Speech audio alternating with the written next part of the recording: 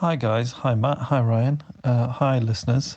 Sorry, I'm not going to be on today's episode, and that's because me and my wife had a little baby girl the other day. So I'm currently on paternity leave. Salander has offered me a really, really generous paternity leave package. It's not to be crass and talk about money, but it's 10 years on full pay. I'm not sure if Matt and Ryan are aware of the contract that they signed, but yeah, 10 years full pay, and then 90% full pay for the following 16 years. So yeah, it's pretty good. And yeah, I hope to speak to you all soon. Bye.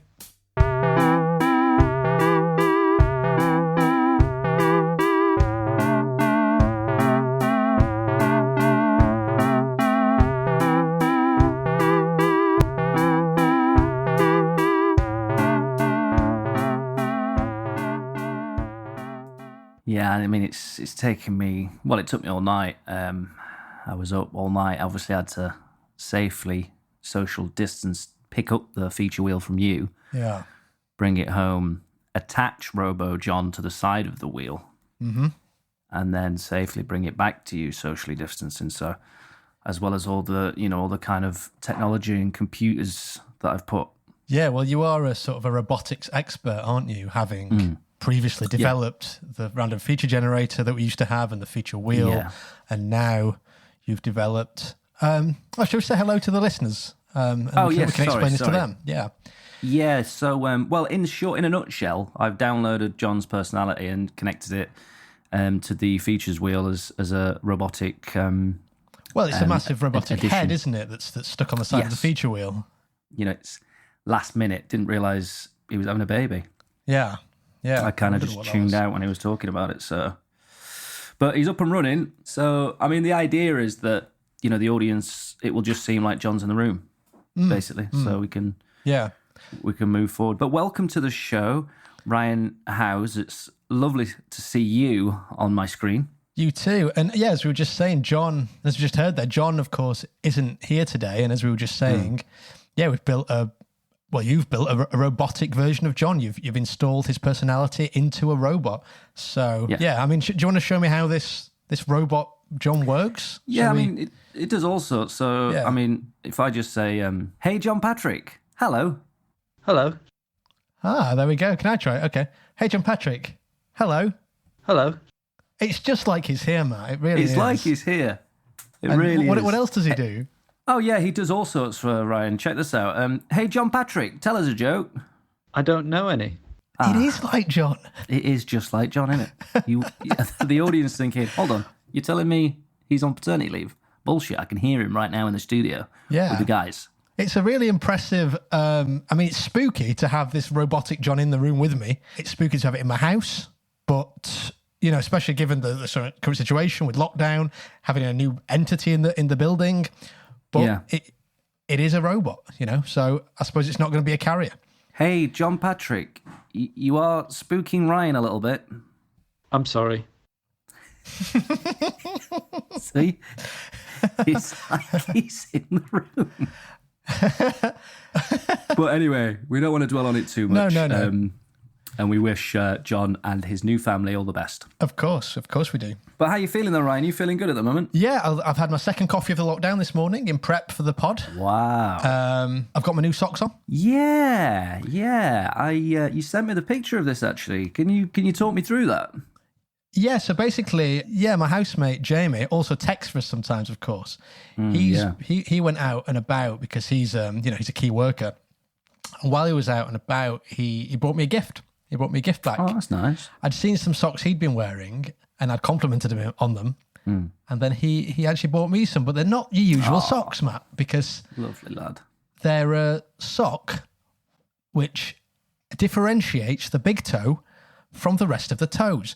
Now, I'm sure you understand what I mean, Matt, because I've sent you a picture, but do you think... I'm sure we can get this on Twitter. It's essentially like the penguin's hands. The penguin's flipper hands, yes. Flipper hands in Danny DeVito's Batman. Yeah. Forever, is it? Batman Returns? Batman Returns is the classic. Returns, Probably the finest Batman movie of the old set, at least. He's a great performance by old DeVito, to be fair. I've actually seen in person the costume he wore. It's weirdly, the original costume that Danny DeVito wore as the Penguin is strangely in a museum in Lyon, in France. I mean, how did that happen? But it did. Yeah. Who bought that then? Well, it must have been the museum of it's like a museum of film and TV memorabilia. I always find it unusual, when it's like, so there's a certain amount of films and then there's a whole world of people that want to, like your Planet Hollywoods and... Yeah. So it's like, who gets the best merch and who gets the worst? Yeah, it's like, oh, this was a frying pan that was used in the scene in Taxi Driver. I mean... Yeah, I mean, I guess that's cool, but is it really? I don't know. Yeah. If it was the gun that he makes, he makes that sort of mechanism for example, or maybe the razor he uses to shave his head, something that's a bit more integral to the plot. Yeah. That's going to be in your Los Angeles one, your Hollywood one. Yeah. You go to Skegness and they've got Planet Hollywood or something, and there's a capo that the Chuckle Brothers used when they were doing their musical tour. Yeah, it's not quite Hollywood kind of level. No, but sorry, carry on about these socks though, Ryan. So they're designed, I think they're a Japanese sock, and they're designed to be worn with sandals. And I think this is, because sandals and socks is a look that for years has been sort of, oh, by the way, I'll say this as well. We'll put them on Twitter, but they've got cats on them. So, oh, lovely. Well, that's something, isn't it? Well, cats are big at the moment, aren't they? Cats are back in a big way. Well, they've never gone away, in truth. It's like I've always said, Ryan, people have freaked out. Well, not freaked out, but people go, oh, the Egyptians are obsessed with cats. They were all over their walls. They actually worship cats. And you think, yeah, but that's still happening now. Yeah. Well, I think you told me this before, this idea, this theory that you had, but it made a lot of sense. So you said that it seems that Egyptians worshipped cats because they had pictures of cats everywhere. If an alien planet came down to Earth now, they would assume that the Earthlings worshipped cats because we have images and videos of cats everywhere, more than any other creature. And really, the truth is, we just find them very funny and cute. So is it not more likely, as this was your theory, but that the Egyptians just found cats hilarious in the same way that we do? So they painted them non-stop, worship them. Yeah. And like you say, we still worship them to this day. In a sense, yeah. In a sense, we worship them. But yeah, so anyway, the sandals and socks thing, I'm thinking this look has always been a little bit uncool. But uncool things often... dreadfully. Become so uncool, they become cool. Such as a mustache or a string vest, for example, these things. And suddenly the hipsters in Shoreditch start wearing sandals and socks, and then they're on the catwalks, and then they're in Topshop and Topman, and then they're mainstream. And this is my prediction for the future of fashion for any trend predictors out there that might be listening. And I do know a few trend predictors, funny enough. In fact, we were photographed by a couple at Latitude Festival, and I was featured in their trend predictions for 2007 or something. And it was me wearing sunglasses with the strings, the strings that old people tend to wear. And the prediction was that was going to come in as a fashion. And it didn't, I'll be honest. Right. On that occasion. But I feel like my sandals and socks theory is kind of like... The problem I have with your setup at the moment with your sandals and socks is... So these socks are special because they separate the big toe to the rest of the toe. Is that correct? Yes, I would say that's the main feature of socks and sandals essentially do that anyway.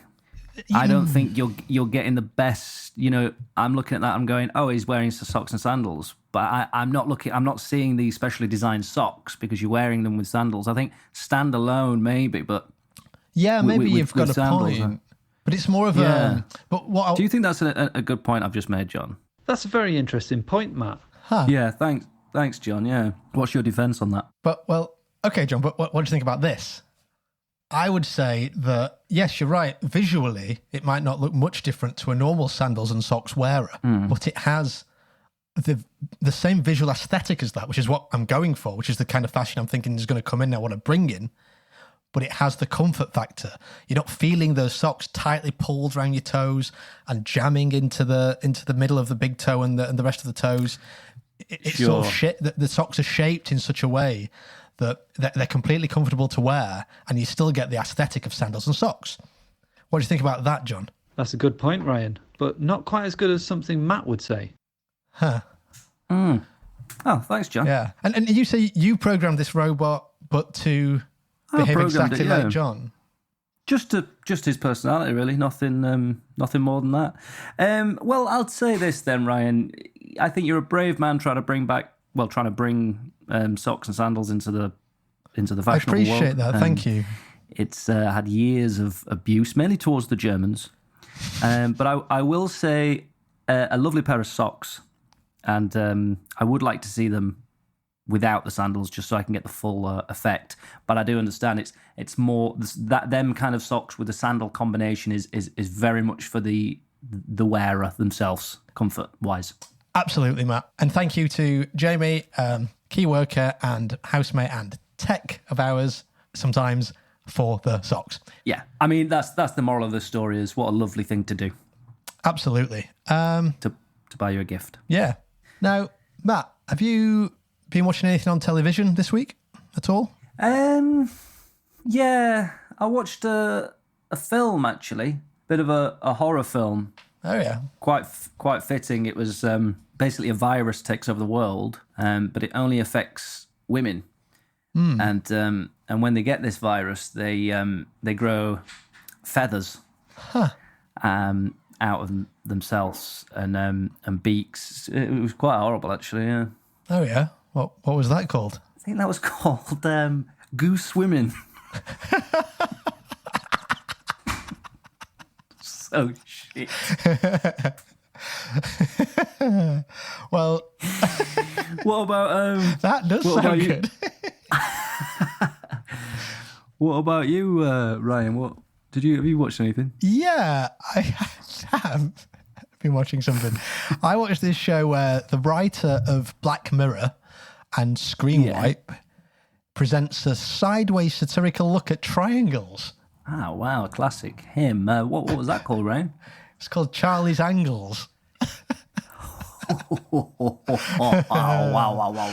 Some weeks are better than others. Good. Some jokes are better than others. Some ideas are better than others. It's weird how he can look at triangles in such a way that you go, oh yes, of course.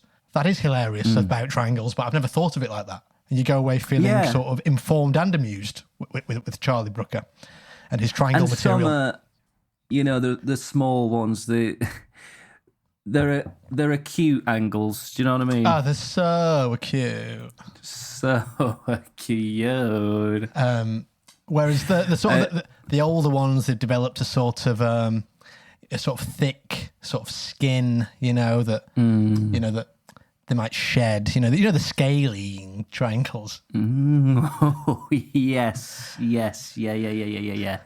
Obtuse. You might say. You might say that, if they are obtuse, of course. Certainly a scalene triangle would have one obtuse angle, I believe, if I remember correctly. Yeah. John, have you been watching anything on television lately? I'm sorry, I'm unable to answer that. Ah, that's a shame. Oh. Okay, so you can't tell me what you've been watching? No, I'm sorry. Okay. Oh, don't apologise, John. It's absolutely fine. If you've not been watching anything, then you've not. But thank you for coming on anyway. Wasn't that funny, John? Yeah, but thanks for being here, though, John. You're welcome. So, Ryan, I hope when I gave... it's like he's enough, never left. So, Ryan, when I gave you back the feature wheel, I hope social distance. I hope I've not altered the wheel itself. Obviously there's a lot of extra weight now. I've added the Robo-John on the side of it. But is everything working, Nick? Yeah, it does seem to be sort of teetering over, so I've had to sort of counterbalance it on the other side. What have you put on the other side? I've attached a Henry Hoover to the other side, so it's almost like So you've got John's head on one side and a very similar, almost mirror image on the other side of Henry the Hoover and his head. Did you fill it with gravel, the Henry the Hoover? I had to, yes, I had to. I went outside and hoovered up all the gravel from the garden. Hey, that's one hell of a extension cable you've got there, mate, isn't it? Oh, I had to combine at least 3 extension cables. Because you had to go downstairs. Out through the front door, and then the area by the bins with all the gravel. The patch, yeah. In fact, this is something I once did that is a true story. Not that that's not a true story. I've obviously done that. Of course I have. Yeah, of course I've gone down and hoovered up the gravel and attached the Henry Hoover to the side of the feature wheel to counterbalance the Robo-John. Yeah. Of course that's true, and I've done that. Features wheel, But another thing that's true that I once did was, do you remember we once attempted, before we bought our smoke machine that we own, our Pro Sound 800, we attempted to make a homemade smoke machine. Do you remember that? Yes. I mean, is it not Pro Sound 400, right? The Pro Sound 400. I'm sorry, I'm getting ahead of myself there. Yeah, we're not quite there. No, yet. That's the one I dream. The 800 is the one I've got my eye on for Christmas. Dream. Yeah, but I mean, so we thought instead of laugh paying, then, John, laugh at that. That's more like it. Yes, Ryan. No, you're right. We're trying to homemade smoke machine. Yeah, instead of paying like whatever it was, £35 for the smoke machine, we decided to pay maybe £12 for some bits and bobs that we put together. So, do you remember what it was like? What the homemade smoke machine looked like? Yeah, on the oven. Yeah, so it was like a silver baking tin that you might cook a turkey in, for example, and then it had an iron upside down. Do you remember? And then around the iron, to hold the iron in place, was gravel. And I filled a suitcase with gravel from outside my house and brought the suitcase of gravel round to imagine if I got mugged for that suitcase. and the mugger ran away with a suitcase full of gravel. I mean, hilarious. So it's like what a child would have, like bringing I've got to take my gravel on holiday with me. Yeah. and I brought the gravel round to your house, and so the gravel was around the iron, and then I think it was another upturned turkey sort of tin upside down, so it formed like to make like a box, and then there was a small hole in the top, and on top of that was a bottle with a small hole in it, and inside that you put the fluid, which was supposed to, tiny holes which were supposed to drip through slowly, and then on the back of it we had a USB powered computer fan to blow the smoke in the correct direction. I mean, it made too much smoke in a concentrated area, didn't it? That was the problem. It was shit. It was shit is the answer. And including the computer fan and all the bits and bobs, it wasn't much cheaper than an actual... And you got through the fluid much quicker as well, so that was uneconomical. It was so ridiculous. And just so the listeners are aware, it never got used. Like it was never used in something. I don't think so. No, I don't think so. I think we tested it. Because also the mobility was you couldn't move awful. It. Yeah. So it was really bad. It was one of them. Looking back now, you go, "What the fuck were we thinking then?" Yeah. Like, but you learn from these things, don't you? You know, you go. Because we thought, God, we can't get a smoke machine. That's such an extravagant purchase. We can make one. I'm sure there's a way of making our own.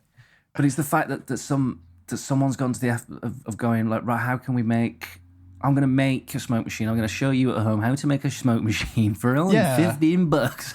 Yeah, because we didn't invent that process, did we? Okay. We looked at an online guide. Yeah. Like a YouTube video. And it was absolutely shocking. I have the Pro Sound 400 in my house now, of course, because I use it for the Matt Skellington quiz now and again. And it's a lot better than a homemade device. I mean... Well, look, we've had it since... How long have we had it? We had it since 2013, I think we bought it. That's at least 7 years, and it's still going strong, isn't it? Still in good nick. Yeah. Whereas that gravel-filled, turkey tin was pretty much useless after one use. It sounds like a 80s American... like horror movie insult in it. Yeah. You goddamn gravel-filled turkey tin. John enjoyed that. Cheers, John. You're welcome. It's great having Johnny actually like this. It really is. Yes. It really is great. But anyway, the point is... That's a very interesting point, Matt. Thanks, man. No, I appreciate you being so nice and so kind. You're welcome. You're welcome. No worries. Now, before we spin the wheel, just want to quickly mention something related to robots. You're actually, as well as building a robot of John, you've been quite mad on robots recently, haven't you? Because you've actually been playing a robot in an online sort of comedy web series. Is that right? Yeah, it's called At Home with Botty, and it was, it's been created by friend of the family, friend of the show, Chris Redding and Ruth May Syrat. I apologise if I'm mispronouncing the surname there. I'm going off Facebook names. Some people change their names, don't they, on Facebook and other social medias, so... Yeah, hope I got it right. Because it's kind of interesting, though, with you not quite knowing, because it's funny that you've not actually met these people, have you, in person? You're just doing this solely through lockdown and web technology. Yeah, so Chris, he watches the Matt Skillington quiz Friday nights at 8 p.m, and he got in touch afterwards about the idea of me playing a head, because obviously you can see my head in the quiz. He envisioned my head and the desperation of a quiz host. Inside of a desperate, washed-up robot that was popular, semi-popular during the 90s in like a show called The Future Today. And now he's at home with the robot trying to continue that for another audience on YouTube. But yeah, it's almost hard to explain, isn't it? Because Chris has actually built a robot in his house. Yeah, and he's got a big film background, so he's managed to kind of record all the robot scenes, and I'm doing very little really. He records me on Zoom, and then he puts the image in the robot and in scenes that he wants. I mean, it's a really cool, like, to be able to do it. It's a great lockdown idea, isn't it? Three different, really resourceful. But they're lovely, and you can check it out on. I suppose it'll be on my Facebook, and there's not an At Home with Botty Insta page yet, but we've only done one episode, and the second one should be out this weekend. Yeah, it seems to be on all platforms. I think he's put it on Facebook, Instagram, and YouTube, so I'm sure it's findable. But it's worth a lot of fun. Worth a look, for sure. Absolutely. Yes. Yes, that's John agrees. And John agrees. John agrees, like John O'Groats. Moving on. Right. Shall we spin the wheel? We should, shouldn't we?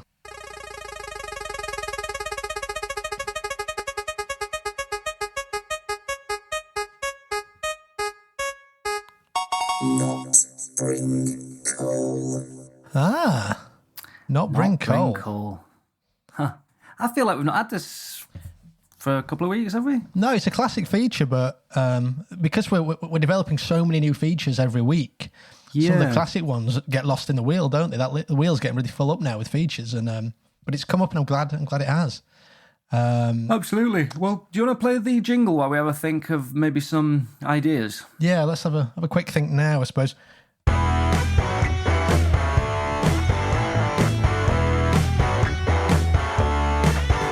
When you need a joke for a specific situation, but you can't think of one, and it's getting frustrating, don't you worry. We got a feature for that. Great feature. When you wanna break the ice in that certain situation, listen to our feature. It's a education, not bring coal. That's the name of our feature. Great feature. Great feature. Not bring coal is the name of our feature. Great feature. Great feature. Can't wait to do the live jingles on one of these episodes. We get the full band in. Yeah, that would be nice. I can't wait to do a live episode in front of an audience when this is all over. That's the plan, isn't it? But obviously, Corona's put paid to that. But one day we'll do that. I'm thinking about making some T-shirts, Ryan, that say "Corona killed my boner." No, sorry, Corona killed my cabona. What do you think? I think they'll sell, and that's the main thing, isn't it? I'm after the cash Benjamin monies, Dollar, cash. Give me that money. Give me that dough. Give me that sweet dollar in my ass. No, what? What are you talking about? And people said to me, Matt, stop making money for charity. Make some yourself. Yeah, it's a strange one, isn't it? You have no money yourself, and yet you're making thousands of pounds for a hospice in Sheffield. Who, I mean, let's face it, they don't need the money. They should be donating to you. If anything. My granddad told me a story once of when, I mean, kind of horrible, really. It was in the bookies, the betting shop, and someone came in with a sawn-off shotgun, and this is true, and held up the place. I know what a bookies is. Oh right, yeah. I was just for the listener in case they had no idea. Yeah, no, fair enough, mate. Fair enough. But yeah, someone came. So he's in the bookies. He's in the bookies, putting his bets on. Yeah. And someone comes in with a sawn-off shotgun, and they first go around everyone in the shop and say, empty your pockets, and then they go up to the cashier. The cashier. So when they got to my granddad and said, empty your pockets, he went, well, I ain't got all. And he emptied his pockets, and they're empty at that point. He had nothing in there. Yeah. He went, I'm sorry, mate, I ain't got all. So then they went to the cashier, robbed the cashier of as much as they could, and on the way out, they gave my granddad 20 quid and said, you need that more than us, mate. And that's what he told us.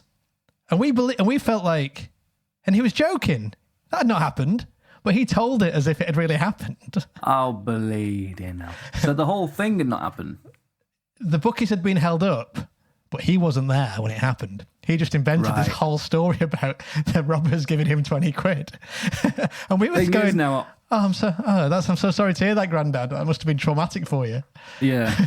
It's like now on reflection of your granddad, when you hear something like that, then you start going, hold on a minute, let's go back to all the other stuff that he said. Yeah. Maybe he wasn't Prime Minister of Botswana for 12 years before we were born. No, maybe he didn't have a tattoo of a massive ship on his back, because I never saw it. And maybe, when you told me the story about him calling about the horse racing, because he was an hour at... Yeah, what was that again? Yeah, he was in Mallorca or somewhere on holiday, and obviously there's a time difference there of an hour or so in Spain. So he rang up my brother and said, now listen, because this is important.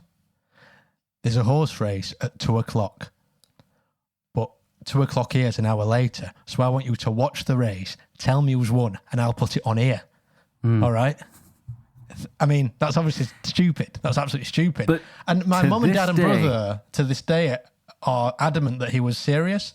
And I think he's not that stupid. I think he was having a laugh just for himself. You know what I mean? I think he was just amusing himself by asking for this stupid information. He was the working man's Andy Kaufman. I think he was, because he never let on. He wasn't doing it he wasn't going, I got you. Because I feel like it was amusing enough to himself. Like he was amusing himself with these japes and these scams and these pranks. Well, God bless him, Ryan. He was a top lad, and I had the pleasure of knowing him for quite some time as well. He used to always say this when we were going round to my nan's house. He'd pick us up. So sometimes on a Friday night we'd go and stay at my nan and granddad's because mum and dad wanted a rest or something when we were kids, and he'd pick up me and my brother. And as he was taking us to my nan's, he'd go, "Guess who's at our house?" And we'd go, "I don't know, who's there?" And he'd go, "Nanan." Well, yeah, thought as much, Grandad. He was a natural born entertainer, that fella. I think so, but yeah. Absolute ledge. Anyway, Nat Bring Cole. Not Bring Cole, yeah. So I actually have one because a friend of the family, friend of the show, David Bates. Oh yeah. Kind of got into a situation where I told him a joke a few weeks previous, or maybe that week actually, and then he got himself in a situation where he kind of used the joke for the perfect situation that he was in. And it was I wasn't giving him some free not Bring Cole advice. It naturally just happened. It became a Not Bring Cole, Not Bring Cole. And I was so pleased. And let me tell you what it was, Ryan. Go ahead. So Dave was in his garden, and he was sat with his neighbour. Well, I say sat, across the fence, social distancing. Of course. With his neighbour, and he sees the cat that they own, Mr. Stampy. He's drinking out of this bucket, and Gary, friend of the family, friend of the show, said, "Bleeding hell, Dave, I've seen Trevor, their other next door neighbour, put cement in that bucket." And then Dave said, it'll be shitting bricks. Brilliant. In reference to the cat shitting bricks, because obviously eating the cement and stuff. And he told me this, and I was like, bleeding hell, that is kind of like a not bring coal situation. So it's a joke for a very specific situation. Very specific situation, because we made that joke and we said, if, at some point your cat is drinking from a bucket that does contain cement, you could say, worried, I bet he's shitting bricks. And it worked. And I thought, bloody hell, I'll have to tell that on the show if Not Bring Coal comes up again. So, well, that's a good one. I don't think Thanks, David, for sending that in. I don't think I can top that, because that's happened in real life, and it's great to see the Nat Bring Coal spreading into, into the world in that way. Well, like we've always said, Ryan, that they work, and it's always good to have them just in case you end up absorbing with Keith Richards. It's all right saying, that's never going to happen to me, but what if it does? What if it does? And you're lost for words. You're absorbing with Keith Richards, and Kate Moss is also, around at that time. And you roll into her, gather her up with his orb, a Rolling Stone does Cather Moss. That's an old one, but it could happen. John, have you got any Not Bring Calls, by the way? No. No, okay. Okay, no Ryan, worries. have you got one, Ryan? Yeah. And I'd say mine's a little bit out of this world, you could say. Okay, sounds cool. Groovy and wicked and duty. Oh, it is, Matt. It is. Okay, so imagine if you're an astronaut on a spaceship. Yeah. And with another astronaut. So you're traveling, 2 astronauts on a spaceship. Maybe on the way to the moon or something. I don't know. And you go to the space fridge on the spaceship.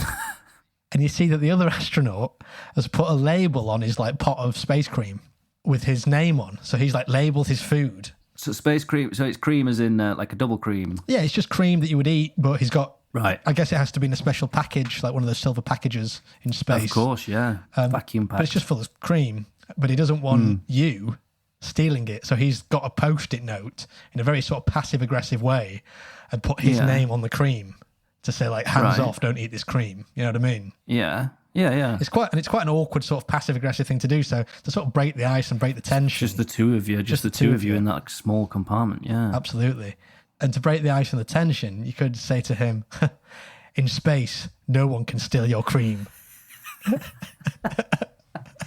Yeah, and I suppose that would kind of make it, you go, I'm not so upset now about the passive-aggressive. No, he's made a jovial... Exactly. Who would be saying this? Sorry, by the way. Was it the guy who... I was thinking it was the guy who'd seen the note, not the guy who's left the note. But it could equally be the guy who's left the note, just to make a sort of, I know this is a bit ridiculous. But, Yeah. So if you're in either of those situations, so it doubles up the chances of this happening, because you could be the astronaut leaving the note or the astronaut receiving the note. Yeah. You could both use that, I would say. That is a good point, actually. That's a good point, isn't it, John, that Ryan's just made? Yes. Yeah. Well, I really enjoyed that, Brian. It was nice to take it out of this world, like you said. I enjoyed that fact because guess what? Astronauts exist. Of course they do. And do we have any astronaut listeners? I'm sorry, I'm unable to answer that. Well, yeah, me too, John. To be honest, me too. I don't know if we have any or not. It's hard to say. But do get in touch if you're an astronaut. Don't forget to tweet us. Tweet us right now. Yeah. Probably the safest place to be in outer space, isn't it? What with Corona? Well, I enjoyed that, mate. And John, you definitely don't have Not Bring Coal. No, I'm sorry.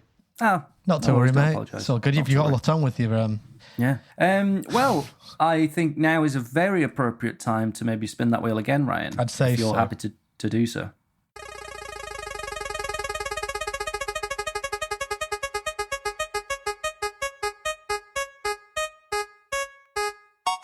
Ryan's little question.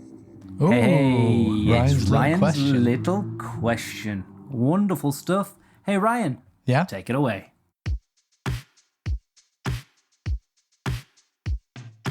Ryan's got a little question.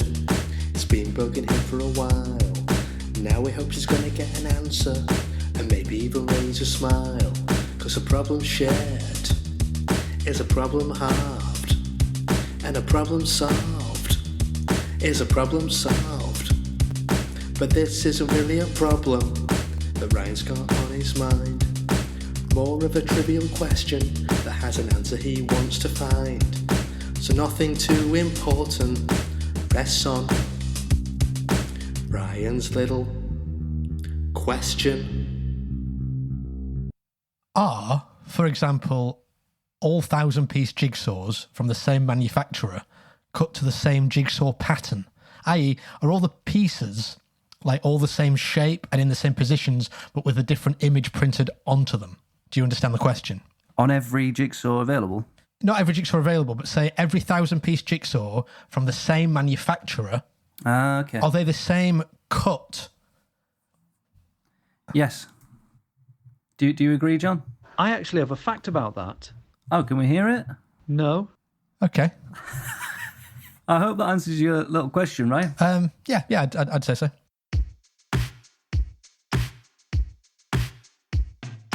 Now his question's been answered, he feels satisfied. He can hit the road with a confident strut and carry on with his life. An extra bit more wise, feeling revitalized. Open have been his eyes, now they're open wide. Now they're open wide. Now they're open wide. That's cleared that up for you, Ryan. Yeah. And always, I think everyone learns something with your little questions. Yeah, and maybe Do you know what I mean? in the future we can hear what that fact is that John had about the puzzles, but not today, and that's fine. It's up to him. Not today. He wants to keep that fact to himself. That's fine, Robo-John. But you shouldn't apologise, Robo-John. No. And if you have a little question at home that you want answering, tweet in. Tweet us, Text in. baby. Tweet us, baby. Seldom never. Shall we just crack on? Spin the wheel again, probably. Yeah, mate. Get the next let's do feature it. get the next feature on the go. Yes, mate. If that's all right with you, John. Yes. I'm innocent. Oh, here we go. Oh, I'm God. innocent. Well, it's not. Yeah, actually, it's a good point you brought this up, John, because obviously I think it was 2 weeks ago. 2 episodes ago, we had the court case, yeah.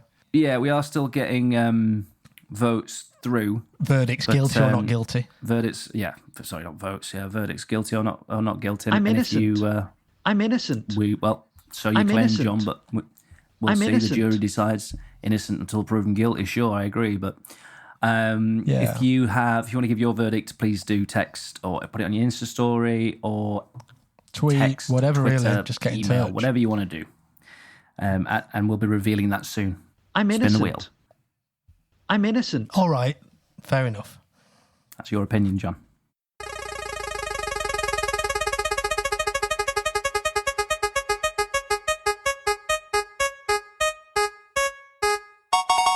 Smelly spelling. Ooh, P-U. Pooey, P-U. What is that stench? It's Do you know this what? feature. I think it's this terrible feature. This has only ever come up on the feature wheel once before, I believe. Is that right? Well, I think we've played Smelly Spelling twice ever, and I don't think it's ever been on the wheel. It used to be in the random feature generator when that thing was still around. Wow, we're going that far back, Yeah, aren't we? it's been a long time. Yeah, so this will be the third. This will only be the third time in Terrible Features history. It covers only a very thin slither of the wheel. That's the thing. This feature, when it was designed, the wheel this was given for some reason very thin slither, whereas It was the zero on a roulette wheel. Yeah, for example, yeah. Whereas your likes of How Long Do They Live For, very fat slice of pie, thick, very thick slice of a wheel. Yeah, but I almost forgot that this actually has a jingle as well. yeah. Well, shall we hear it? Yeah, bang it on, mate. Wee, that smells trumped. What's that pong? What's that smell? It's not about the answer, it's about the way it's spelled. Smelly spelling. That's the name. Smelly spelling. That's the game. Yeah, I mean, I think the jingle kind of sums it up completely and explains it all very, very well. But for the listeners at home that maybe have not played this before, There's 2 points to be had here, Ryan. You get a point for the correct answer and a point for spelling it, and 2 points, for spelling it correctly. Smelly spelling, it's basically, what would be deemed as maybe difficult words to spell, or smelly words. Smelly words. Now, Ryan, I'll get the ball rolling here. I want to. I've got an audio recording that I want you. That is essentially the question. I think the question is in there, and then after that, we'll give you some time to spell it. Okay, let's have a listen. Yes, it's Howard Carter here. I've just discovered the subject. And gold blue. It's a gold blue lines around the head and a rather golden shiny face, in all honesty. I'm just going to crack her open now. Oh, there we go. Okay. Oh, wow, the smell. The smell. Despite the smell, it doesn't look in terrible condition. The real question is, who have I found? Wow, Howard Carter there. Yeah, I managed to get the archive footage. The recording. He was recording a podcast live, wasn't he, of course, as he... Some say the original podcast. It was one of the first ever podcasts recorded when he was live. Well, he was on Twitch, actually, wasn't he? He was live streaming it. Yeah. Going back a few years. When he was going down into the pyramid and discovering the tomb of the answer to the question. So you feel like you know the answer? I think I know the answer, yeah. But how it's spelled, well, that's another question entirely, Matthew, as you know. Would you say it stinks? I'd say it reeks. Reeks, yeah. Yeah. So what I'm going to do is just get a pen and paper, because I don't have one. 1 sec. Okay, mate. While you're doing that, I'll just plug all my things. Cool. Yeah, Matt Skillington here. So basically, throughout the lockdown, I've been doing the Matt Skillington quiz, and it's more of a quiz show every Friday night, 8 p.m. Facebook Live. Lots of people play that. We've got raffles, birthday shout-outs, prizes to be won. It really is absolutely cram-packed. And then weekdays, Monday to Friday, you can get me on Instagram, MattSkills87. That's skills with a Z. And you can play along with Insta Story Catchphrase, which is a huge hit, especially during lockdown, because there's nothing else to do. So, add me and tag me. Ryan, you're back. I'm back, and I have a spelling for you. Have you already had a crack? Yeah, I have. Okay. So, Ryan, what was the answer I was looking for? What had he discovered? I think Howard Carter... Is it Howard or Harold? Howard Carter. Howard Carter. I think Howard Carter had just discovered the tomb of Tutankhamun. That's correct, mate. That's a point for your good self. And now, could you spell that for me? T-U... Correct. T... Correct. Correct. A... Correct. N... Correct. K... Correct. H... Correct. A... Correct. M... Correct. U... Correct. N... Correct. Oh, my God. Nice. I wasn't one, certain. mate. I really wasn't certain. The K and the H in the middle were throwing me off. Absolutely. I can. So I sent the same clip to John Patrick earlier, and he answered. And unfortunately, instead of the mun, the Tutankhamun, which is the correct way, and it's how you spell it, he's gone with moon. So he's gone Tutankhamun, M-O-O-N at the end. Wow. So unfortunately, sorry, John. And that was the real John Patrick, not the Robo-John Patrick that got in touch Was John with Patrick. the answer. Yep, that was his answer. And I'm afraid he's just missed the boat.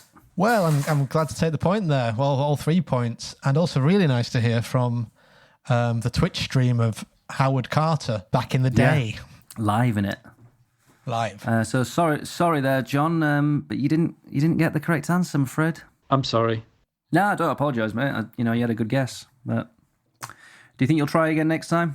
Yes. Yeah. Well, it's a good guess, but Ryan takes all 3 points there, and just the 1 point for John Patrick, I'm afraid. And that's all we have time for in terms of smelly spelling. So I suppose it's just a case of get that wheel spun and move on to the next feature. I mean, that's all I can think to do right now, if I'm totally honest. Why not, mate? I think that's a healthy thing to do. Just keep calm and spin the wheel. Going to get some T-shirts made up That saying sounds good, actually. keep calm and carry on spinning the feature wheel. Yeah, that's good. And that will sell like hot the dumplings, sandwiches. they lap that shit up. Lap that shit up. Yeah, so come on. Hopefully we've got some thick fans who'll buy some... No. No, it's all right, because if you're offended by it, then you're thick. That's true, you're admitting you're thick, aren't you? Yeah. Keep calm just... and carry on spinning the feature wheel.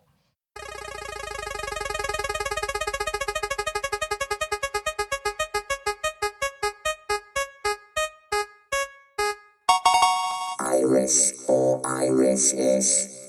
Ooh. Yowzers. Irish or Irishish. And this feature is all about accents, as you'll know if you've heard this feature before. And each time I pick an accent, not always Irish, and I'm going to play 3 clips from movies. And you have to tell me if the actor is putting on the accent or if it is their native accent. So I suppose I'll just play the jingle / full song. Oh, God, yeah, of course. Which, I mean, I keep intending to cut down, but for now, here it is. Yep. Whenever you're learning a new accent, it's very helpful to isolate sounds that are specific to that accent. Oi, Ireland, white, night, sight, right. Go ahead and try this with me. Oi, Ireland, white, night, sight, right. Is not quite the right shade of blue. Park, garden, hard, work, earth, start. When do you start school? Flower, hour, sour, hair, found, out. I found out lemons are sour. Home, blown, stone, known, quote, road, a short time ago. I'm not from Ireland, but you can't tell, 'cause I do this fucking accent so well. No, I'm not from Ireland, but you can't tell, 'cause I do this fucking accent so well. The I'm music, not from Ireland, but you can't tell, 'cause I do this fucking of an accent Irish so well. accent. The No, I'm music, not from Ireland, the but you music, can't tell, 'cause the I do music this fucking of an accent Irish so well. accent. Do you feel that bending movement carry you into the sound? I found out lemons are sour. Sure, and that'll be the end of it. And I'm done telling you. End of discussion. I never heard the like in my life. Right. Ridiculous. Is everyone still here? Have you all gone to bed? Have you all... The most arrogant jingle ever to... It really is. John, do you like that jingle? No, Oh. Oh, John, come on, I'm mate. sorry. No, I mean, it's your own opinion, innit? You can't really apologise, but a lot of effort went into that, no doubt, from Ryan. Took all day. Not to worry. Anyway, so we know the rules. I'm nervous. I'm bad with names, so I'm gonna. But let's do this. And let me tell you, the accent this week is Cockney. Okay. So it's Cockney Right. or Cockney-ish. So what I want to hear is, for 1 point, is it Cockney or Cockney-ish? Then I want to hear the movie it's taken from, and then I want to hear the actor. So 3 points on offer for each clip. And again, John Patrick, the real John Patrick, Please stand up. has stood up strong and proud and sent me his answers already to these clips. And you can trust him not to cheat. I mean, like I say, innocent until proven guilty. Yeah, and we're going to have to trust him, and I do trust him, I think. Yeah. As far as I can throw him. No. Okay, here we go. First clip. Cockney or Cockney-ish? And okay, one thing I do want to say is the word Cockney, I know it's maybe not, people might question, actual Cockneys might go, that's not Cockney, that's that's a Croydon accent, that's an Essex accent, that's not a Cockney accent, that's not from the East End. Well, I'm sorry, this is my ear, this is what I think of as Cockney, so it's based on that. It's like, And it's your feature. it's mate, a general, and I apologise if some of these aren't traditional Cockney accents, but it's a London, East London, South London. Do you know what I mean, Matt? Because I know there's some controversy around the I know Cockney what you accent, mean, yeah. and people might get offended. They might say, Del Boy's not a Cockney, he's from Peckham. Well, he's a Cockney to me. He's a Cockney to me. Yeah. I'm sorry. Yeah. He is. No, hey, Ryan, honestly, mate, you need to just pop a few chill pills, relax. I don't want you smashing up the feature wheel again. It's just... But it'd be like Get on with someone. the game, It could be just- like someone saying Peter Kay's from Sheffield. I'd go, no, he's not. It's nothing like a Sheffield accent. So I apologise on that Well, regard. it'd be a northerner, wouldn't it, I suppose? He'd be a northerner, yeah. But which would work. But I get what you're saying. Yeah. If you've not been born within the sound of the Bow Bells, then you're not a Cockney. I mean, but I get what you mean. yeah, so that's the caveat. I apologise if you're offended, but come on, get a life if you are offended. That special word. How do you spell that? Okay, here we go. The first one. Cockney or Cockney-ish? Look at your fucking suntan, like leather. Like a leather man. Your skin, you can make a fucking suitcase out of you, old all. You look like a crocodile, fat crocodile. Do you want to hear it one more time? Yes, please. Look at your fucking suntan, like leather. Like a leather man. Your skin, you can make a fucking suitcase out of you, old all. You look like a crocodile, fat crocodile. Okay, so what are you saying? Cockney or Cockney-ish? I think it's Cockney-ish. And let me see what John has put. John has also said Cockney-ish, and I can tell you it is Cockney-ish. Oh, nice. So do you have the name of the film that is taken from? Is it from Sexy Beast? John has also put Sexy Beast, and it is from Sexy Beast. So full points all round up to now for both of you. Now, the actor. Can you tell me the actor's name? I believe it's Ben Kingsley. And John has said he doesn't know the actor. The actor is Ben Kingsley. So you take 3 points, and John walks away with 2. You happy with that score, John? No. To be fair, he might do me elsewhere, to be fair.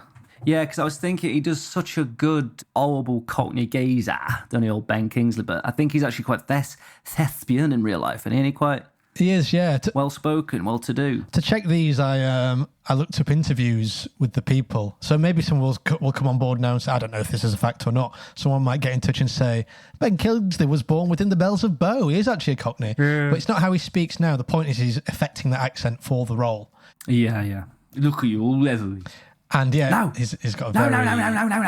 No. He's very posh in real life. You know, people You used make to... me look like a right Mr. Confused. People used to love saying things like that when I was a kid. That's the kind of thing my mum and dad absolutely adore saying. My mum particularly. He's right posh in real life. Yeah. Fred Elliott, right posh in real life. Yeah. Del Boy. He's right posh in real life. Yeah. Yeah, he's an actor. Yeah. He's an actor. Ryan Howes. Right posh in real life. It's true. This is all a put on. I'm as posh as John in real life. Oh, come on, mate. You're not that posh, surely. No. So, John, at school, you wore a blazer, right? Yes. And a tie. Yes. And the blazer had a embroidered emblem of your school on its pocket. Yes. So you went to a posh school then, right? Yes. Okay. That's a very interesting point, Matt. Yeah. Well, I'm glad you've just realised, because I think you've always been kind of against it, but now it's weird that today you've kind of backed down and realised. So well done. Yes. And thank you. You're welcome. My dad was telling me actually at his school, this is the kind of rough oil he went to, that first day of secondary school, he wore his uniform, which was not the done thing at that school at the time. People just wore what they wanted. They had no authority, the teachers, by the sound of it, and they couldn't really enforce school uniform. But he did wear his school uniform the first day, and on the first day, someone with scissors cut out the school logo. So he put his jumper down for a minute. Someone got scissors to it, cut out the emblem. He put his jumper back on. He had a circle where the emblem should have been. He didn't wear uniform again after that. Christ. Yeah, that's the kind of place. He had it tough. And that's how you can guarantee. Well, I'm not posh, am I? Because that's my No, of course my not. background. No, not with that kind of upbringing. No, no, Okay, absolutely not. let's move on. I mean, it's such reverse snobbery, isn't it? Going, I'm common, me, I'm not posh. I don't want to be posh. Yeah. It's like it's just as bad, really. But I love it still. Yeah. I still do it, and I love doing it. Yeah, we all do. John loves it, I know. Yeah. Okay, you ready? Cockney or Cockney-ish? Wait, what's your rush? What's your hurry? You gave me such a fright, I thought you was the ghost of a minute. Can't you sit it down, sit? All I meant is that I haven't seen a customer for weeks. Did you come in for a pie, sir? Little musical number there. Okay, yeah. Shite. I feel like you don't need it again. I feel like you've got your head around it, unless you want to hear it again. No, I think I got my head around it. Just play it again, actually. Just while What are you thinking? I'm thinking. Yeah. A customer Wait, what's your rush? What's your hurry? You gave me such a fright, I thought you was the ghost of a minute. Can't you sit? Sit it down, sit. All I meant is that I haven't seen a customer for weeks. Did you come in for a pie, sir? Oh my God. Must be annoying when you know it's on the tip of your tongue, but you can't. I was thinking of a name.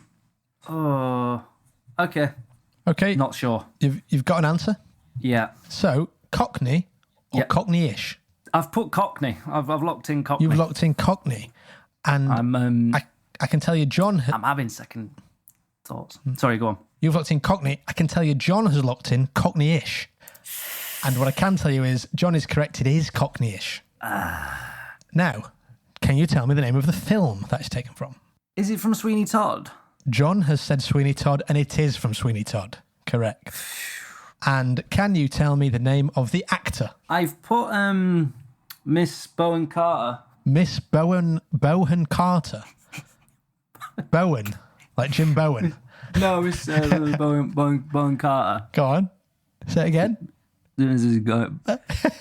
Sarah.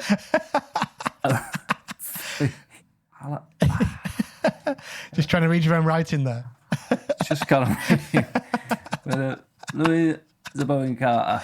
Yeah, okay. I can tell you John has said, oh shit, I can't think of a name. It's double barrel. She's in fucking loads of things. Helena Bonham Carter. So he got there in the end. So I think I can't give you the point there. I'm sorry to say, but you were very close. Was that the right answer? But sorry, yeah. Helena Bonham Carter is the correct answer.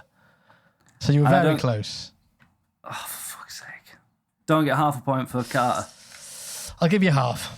Yeah. I'll give you half. So you got 1.5 there, and John actually got the full 3. That sounds to me like, oh shit, I don't know, it should be in loads of stuff. Let me just Google it and have a look. Oh yes, of course, I knew it. Well, I knew the name, so I knew the answer, so me looking it up just confirmed. Yeah, it was in my head somewhere. Nah, well done, John. I'm being horrible, and I do apologise. Helena Bonham Carter. Just forgot her first name. It's gone. Let's move on. Cockney or Cockney-ish? I'll tell you something, Zebba fucking D. I think I should take you outside and teach you a lesson for mugging me off and make me look a cunt in front of my fucking pals. Now, I can tell you that that's not my friend Casino Paul, although it does sound a lot like him. He's got a vibe, hasn't it? Yeah. So. Yeah, I'm done. You've got it? You've got an answer? I have locked in, yeah. So, Cockney or Cockney-ish? I believe he is 100% Cockney. I can tell you John has also said Cockney, and he is Cockney, so that's a point all round. Now, can you tell me the film that's taken from? I believe it's from The Football Factory. John has said Lock, Stock and Two Smoking Barrels. Oh, what a mug. What a muggy little cat. Zebedee fucking D. I ought to take you outside and open you up. Such a good scene, that. Yeah, and the answer... Put your hand there. Put your... I did originally have the full-length scene, but it was just too long, I thought. Yeah. And it is, as you say, I think you're pretty clear that you're correct, but it is Football Factory, that's right. So that's a point for you there. And now, do you know... This is a tricky one. Do you know the actor who played that part? No, do you know what? We spoke about him before as well, because he was in House of Fools, weren't he? The Vic and Bob show that, Ryan, you played a police officer in on one of the episodes. That's right, yeah. I was lucky enough to be a background actor in one of the episodes. But he appeared on that. He played a butcher, didn't he? Played a butcher. And we've talked about it. And I think I've even talked to Bob about it, I think. I've heard his name a few times, but no, I've not got his name. I can't remember it. And John has also said he's not sure about the actor. I can tell you the actor is Frank Harper.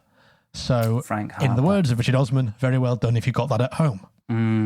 Yeah. And in that scene, he obviously goes on to pull a classic Joe Pesci in Goodfellas move, which is just purely ripped off, where he's going, funny how? And then it's all a big joke, and he's actually just joking. I'm a clown. Funny. What do I? How do I amuse you? Do I amuse you? I love that. Yeah, and it's all like he makes out like this really threatening behaviour was all a joke to wind up this guy, but it wasn't at all. It was really quite serious. Yeah, one of them blokes makes you feel uncomfortable. We've all met him. Yeah, I've definitely met him. Yeah, horrible man character. sure he's a very nice man in real life. That is just a complete Cockney version of Goodfellas, isn't it? Actually, I've not thought of it like that. It's purely ripped off. Whoever wrote that scene, if they'd not seen Goodfellas, I would be very surprised. But it's still a great scene. That's the problem. It still works really well. Yeah, absolutely. No, and it's something I'd love to rip off one day, if I'm honest. Art is not stolen, Ryan. It's borrowed. Thank you, Matt. Thank you. Do you agree with that, John? That's a very interesting point, Matt. Yeah. Well, occasionally, John, I do come out with some nuggets of absolute wisdom. Yes. Is there a fourth round of this, Ryan? Or there is? Yeah, got one quick one to go. So you ready for the fourth? Cockney or Cockney-ish? All right, ladies and gents, comical poem suitable for the occasion, extemporised and thought up before your very eyes. All right, here we go. Room in for everyone, gather around. The constable's responsible. Now, how does that sound? I think voted one of the worst Cockney accents available, which gives away my first answer, Ryan. So do you have an answer locked in solidly, do you think? Yeah, I've locked in the answers, yes. So you're saying Cockney or Cockney-ish? I'm saying Cockney-ish. Yeah, and I can tell you, John's also said Cockney-ish. Can you tell me the film that is taken from? I believe it's Mary Poppins. Mary Poppins, and John has also said Mary Poppins. I can tell you it is Mary Poppins. And did I say it's Cockney-ish? I did or I didn't. But either way, it is Cockney-ish and it is Mary Poppins. Can you tell me the actor that was putting on that wonderful, wonderful accent? I believe it's my favourite type of dick pic. Dick Van Dyke. Dick Van Dyke. John has said Dick Van Dyke. It is Dick Van Dyke. Famously the inventor of the DVD, of course. A lot of people think it stands for digital video disc. It actually stands for Dick Van Dyke. Dick Van Dyke. Yes, he put his name to it, didn't he? Yeah. And I suppose Mary Poppins is my favourite dick pic. Yes, of course. Or Dick Flick, you could say. Dick Flick. Yeah, you could say that. I could say jam sandwiches as well. It wouldn't really... Dick Flick. Dick pic is good because dick pics exist. Dick Flick, I suppose, is, it rhymes with dick pic. Yeah. Yeah. No, I see what you mean, yeah. So what's another dick pic? Perhaps, is there a movie of Richard III, for example? Well, that itself is a dick pic, isn't it? Yeah, in a way. Exactly. You could also have... I suppose one of my favourite dick pics is with Nell and I. Yes, of course. That's it. That's a good dick pic with Dickie Grant. Text us with your favourite dick pics. I suppose Jurassic Park is a bit of a dick pic, isn't it? With Dick Attenborough. Dick Attenborough. Yeah, it's called Richard Attenborough, isn't it, the guy? That's right, yeah. That's a good dick pic, actually. Anyway, dick pics. Mary Poppins is a great... And, of course, Dick Van Dyke went on to be in a show called Diagnosis Murder with his own son, in which the theme tune went...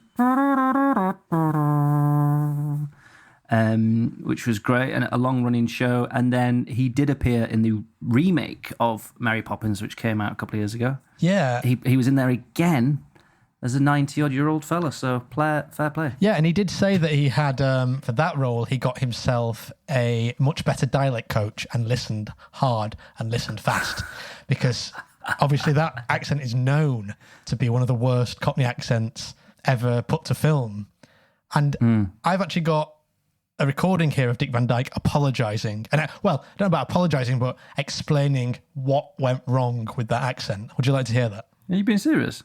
Yes, I caught it with... Absolutely, I caught it with Dick. Please, mate. Over, obviously, social distancing, and this is what he said. And also, I think Conan O'Brien was also there, weirdly, at the time. Right, okay. But also was I. Let's take a listen. If somebody from the UK sees me, they're on me like a pack of wolves. It was the worst Cockney accent ever done. But the guy who taught me was an Irishman. So now I made up a story. I said, it wasn't Cockney. It's from a little obscure county in the north of England. A few Cockneys moved up there, in the 1800s. And you probably would never hear it again. So you were completely lying to people. So it's very charming, that, isn't it? He had an Irish dialect coach trying to teach him how to do the Cockney accent. It was Fred O'Malley. He was my dialect coach. And then he was lying to people saying it was a Cockney who moved to the north of England. It's a good excuse, I suppose. Good as any. But I mean, in its own way now, it's kind of iconic, isn't it now? It is, that performance. Yeah. And also what I learned from that interview when I spoke to him alongside Conan, he told me that he never danced before Mary Poppins. He was in his 30s when he did that. I thought he was a trained dancer. He'd never danced before. He just took to it like a dick to water. A dick to dancing. Yeah, absolutely. Dick and he became dancing. addicted. The new show. So, let me see what happened here with the scores. So, at the end of that game of Irish or Irishish, because of the 0.5 I gave you for getting Mrs. something Carter, the scores Bowen are... Carter. Yeah, Miss Jimbo and Carter. You have 9.5 and John only has 9. So you take the round. Yes, so congratulations. Congratulations. Thank you. Thanks for playing with me, John, and unlucky. So yeah, John, how do you feel about how that went? I'm sorry, I'm unable to answer that. Yeah. Fair enough. Keep your cards close to your chest, I suppose. Yeah, I suppose words can't describe how he's feeling right now after that. you could say. Is that about right, John? Yes. Yeah. Okay. Well, thanks for that, Brian and John. That was another enjoyable game of Irish or... you're welcome, mate. Another really enjoyable game of Irish or Irishish. Have we got time for any more features, Ryan? Or it's probably just time for a quick game of Who's at the Door. Yeah, sure. Play that jingle. Who's that? Who's that? Who's at the door? Who's that? Who's that? Who's at the door? Who's that? Who's that? Who's at the door? It's a mystery. Who's at the door this week? I have an answer. You have an answer, John? Are you going to give me an answer today on that? No. Okay, not to worry. I'll go straight to Ryan. Ryan, who's at the door this week? Is it? Holy shit! We didn't play the jingle. We did. Did we? We did. Christ. Ryan? Ryan, who's at the door this week? It's not Dick Van Dyke, is it? Oh, that would have been a huge coincidence. Great guess. It was actually Keith Allen. Ah, of course it was. Lily Allen's dad, of course. And let's hear that one more time. And a bucket of Vindaloo. Ah, well, of course. It's a great guess. It all becomes so clear now. Okay, and I'm afraid that's the end of the show. The end of the show? No way. Yeah. Oh, this has got to be a wind-up. No, I wish it was, Paul. I really wish it was Paul Gadd. This robot I've got here of Gary Glitter next to the one of John. Very quiet throughout the show, but he's there. Yeah, it's already got 2 members of people I'd have dinner with, famous dinner guests. Yeah, John Patrick and Gary Glitter. And Henry Hoover. Start. And Henry Hoover. So, to my dear friend John Patrick, thank you very much. You're welcome.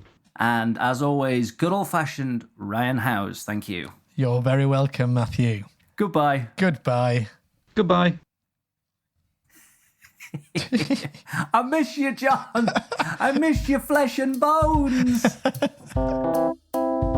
You have been listening to Seldom Differ's Terrible Features with Matt Skillington, John Patrick and Ryan Howes. Intro and outro theme by Old. You can follow them at Old Music on Instagram.